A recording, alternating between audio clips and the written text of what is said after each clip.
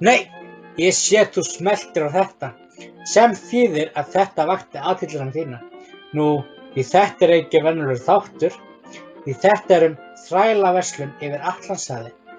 Þetta er Emil Steinar og þú ert að hlusta á innri huga íþróttarinnar.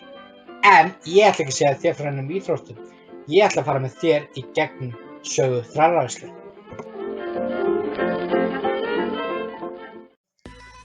Arfur þrælasölunnar.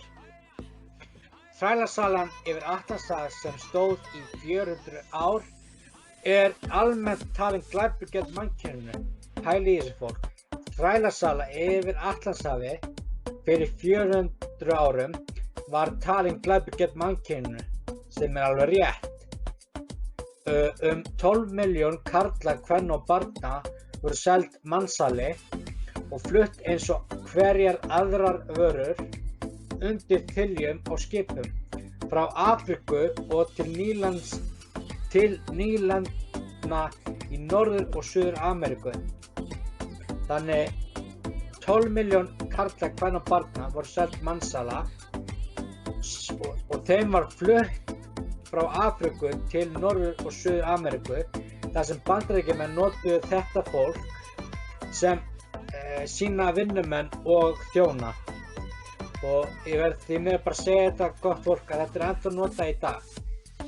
Það er farið illa með Afríkubúa og fólk með dökka húð, ég er ekki reyna rasisti, það er alltaf verið að beita þeim bara ofbeldi og mér sjálf finnst að við ættum ekki að gera það. Við eigum að koma fram við aðra eins og við viljum að þeir koma fram við okkur. En gaman það. Ár hvert 25. mars er alþjóðlegur dagur til minningar fórnarlömb þrælahalds og þrælasölunar yfir Atlantshafi. Þá er þeirra minnst sem létust og þjáðust vegna þrældóms og mansals. Þannig alltaf 25. mars það erum við að minnast þeirra sem létust og þjáðust vegna þrældóms og mansals, sem mér finnst bara flott. Einnig er alþjóðlegu daginum ætla að vekja fólk til vitundar hættuna á kynþáttahatri og fordómum í dag, sem er alveg rétt. Það er að reyna að segja fólki að hættuna á kynþáttahatri og fordómum í dag, eins og það er alltaf að ráðast á svart fólk, og að því að við höldum að þeir sé að taka okkar land, sem ekki er rétt. Og þá erum við með kynþáttahatri og fordómum gegn þeim, að þeir eru eitthvað öðruvísi en við, en svo kemur ljós að þau eru ekkert öðruvísi en við. Þau eru bara alveg eins og við. Við eigum þá bara að koma vel fram með þau. En svo skemmtilegt til er að ég á afmæli 25. mars og ég vissi ekki af þessu, svo það er gaman að vita því. Það sem ég er að meina að það sé gaman að vita því er það að ég vissi ekki að alþjóðlegur dagur til minningar fórnarlömb þrælahalds og þrælasöluna væri á sama dag og ég átti afmæli, sem mér finnst bara æðislegt, því ég vil alveg deila mínum degi með öðrum líka. Já.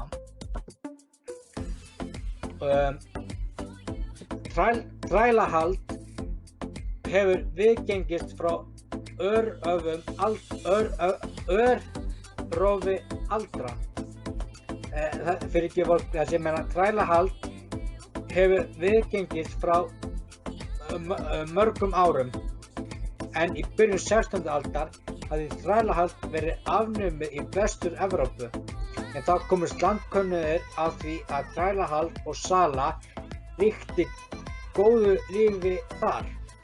Portúgalarnir sáu ofsjónum við því að ábatasöm viðskipti væru í höndum þrælasala sem játuðu íslamsk trú, en þrælar voru einnig notaðir í Afríku í afrískum konungdæmum. Sem ég skil náttúrulega alveg vel, en eins og ég sagði, í byrjun 16. var þrælahald afnumið í Vestur-Evrópu, sem náttúrulega landkönnuðir komast að því að það reykti góðu lífi. Það sem ég að meina að þeir sáu hvað var að fara illa með þræla og okkur að vera að selja þeim fyrir að vera að misnota þeim. Konum voru nauðgaðar, þrælakonur voru nauðgaðar meina ég, að meðan karlarnir voru látnir horfa í hina áttina og bara sína vinnu. Og að náttúrulega að viðskipti var í höndum þrælasala sem játu íslamstrú, en þrælarnir voru einnig notaðir í Afríkum konungdæmum, sem þýðir að þrælasalarnir voru íslamstrú og þá áttu þrælarnir líka að vera það. En hvað með það? Á eftir Portúgölum komu Spánverjar, Frakkar og Bretar, Þjóðverjar og Hollendingar og Danir. Allir tóku þessar þjóð þátt í þrælaverslun yfir Atlantshafi. Skrítið að aldrei hafa heyrt þetta, skrítið að hafa ekki heyrt það núna. Þetta náttúrulega mín orð, af því ég hef aldrei heyrt þetta að Spánverjar, Frakkar og Bretar og Þjóðverjar og Hollendingar og Danir höfðu allir verið að taka þátt í þrælasölunni. Í þrælaverslunum meina ég, yfir Atlantshafi, sem mér finnst náttúrulega skrítið því ég hef aldrei heyrt það. En hvað með það? Þrælahald var nú viðurkennt sem sjálfsagður hluti af því að nema lönd í Ameríku. Var ólíkt útlit og menning notuð til að réttlæta að neppa Afríkubúa í þrældóm.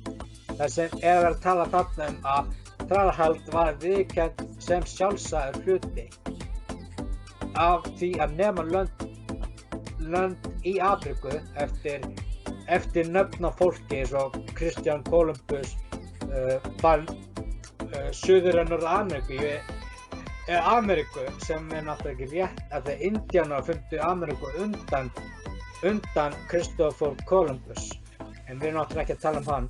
En hann var í þessari þrælverslunarsölu hann var með þræla, það sem ég reyna að segja. Kynþáttahattur var ekki eina rót þrælasölu, en þjófnaði sem afsökun fyrir henni. Það sem að tala að kynþáttahatturinn var ekki eina rótin að þrælasölunni, heldur var þjófnaði sem afsökun fyrir henni. Það sem að tala að við sem horfum Afríkubúa sem þjófa og við erum alltaf að láta þá fá sökina fyrir því að stela. Og sem náttúrulega rangt að þetta bara saklaust fólk ég að meina, að við eigum ekki bara að segja þessi þarna í bólnum þarna, í hvíta bólnum, hann var að stela ávexti af þessum borði þarna. Mér finnst að þetta bara að lifláta hann, sem náttúrulega ekki rétt, því það má ekki bara segja að þessi gerir þetta og svo kannski kemur ljósið búinn að drepa greið manninn að hann gerði ekki neitt af sér. Hvað með það? 70% af þrælana unnu í sykuriðnaðinum. Innfæddir duguðu ekki til vinnu við sykurinn því þeir létust af völdum sjúkdómum, ofbeldis og þrælkunar. Það sem að tala þarna að 70% af þrælunum unnu í sykuriðnaðinum, en innflytjendur dugðu ekki til vinnu við sykurinn því að þeir voru að deyja úr völdum sjúkdómum, ofbeldi og þrælkunar. Sjúkdómum eins og spænska veikin, hundaæðin, margt fleiri sjúkdómar, lífshættulegir meira að segja. Afríkubúar voru seigaðir meina ég, og tóku við hlutverki þeirra. Hagvöxtur í Evrópu á þessum tíma átti stórum hluta rætur að rekja til vinnu afrískra þræla. Það sem að tala þarna að Afríkubúar voru seigaðir, sem ég náttúrulega veit ekki hvað en ég held að það þýðir að þeir voru látin látnir í þessa vinnu eftir að hinir létust og tóku hlutverki þeirra við að vinna úr sykur. Til dæmis eins og súkkulaðibaunum, kaffibaunum, að vinna úr því og sykur. Hvað með það? Af þeim 12 milljón Afríkubúa sem seldir voru mansali þvert yfir Atlantshafið talið að hafa verið 1,5 milljón hafi látist af skipsfjöl af völdum harðræðis, hungurs og sjúkdóma. Það sem að vera að tala þarna að 12 milljón Afríkubúar sem seldir voru mansali þvert yfir Atlantshafið hafi verið talið 1,5 milljón þeirra hafa látist á skipfjöl. Skipfjöl af skipsferðum út af völdum harðræðis, gæti verið ofbeldi vegna hungurs, þeim var ekki gefið að borða og sjúkdómum sem náttúrulega enginn vissi neitt á þessum tíma. Eins og ég sagði, hundaveikin, svartaveikin, til dæmis spænska plágan, hún drap hellinga fólki, það létust margir í því. Önnur af Afríkubúunum, 15% létust á fyrstu tveimur árunum. Til viðbótar voru 6 milljónir seldir í þrældóm til Austurlands og 8 milljónir innan Afríku. Það sem tala þarna að 15% létust á fyrstu 2 árunum og til viðbótar voru 6 milljónir seldir í þrældóm til Austurlands og 8 milljónir innan Afríku sem þýðir að þessi 15 manns létust við þetta og voru það 6 milljónir í þrældóm í Austurlandi, það létust þar 6 milljónir og 8 milljónir létust innan Afríku, sem náttúrulega segja okkur hversu mikið það en þetta allt sem ég ætla að segja ykkur hérna, svo ef þið viljið heyra meira frá mér, ekki hika við að hafa samband við mig. Þetta hann Emil Steinar og þið voru að hlusta á innri huga íþróttarinnar, sem við náttúrulega vorum ekki að tala með íþróttir, heldur við vorum að tala þrælaverslun yfir Atlantshafið. Ég vil bara þakka fyrir hlustendum í dag og ég vona að við heyrumst bara fljótlega aftur. Við bara sjáumst næst. Bye bye.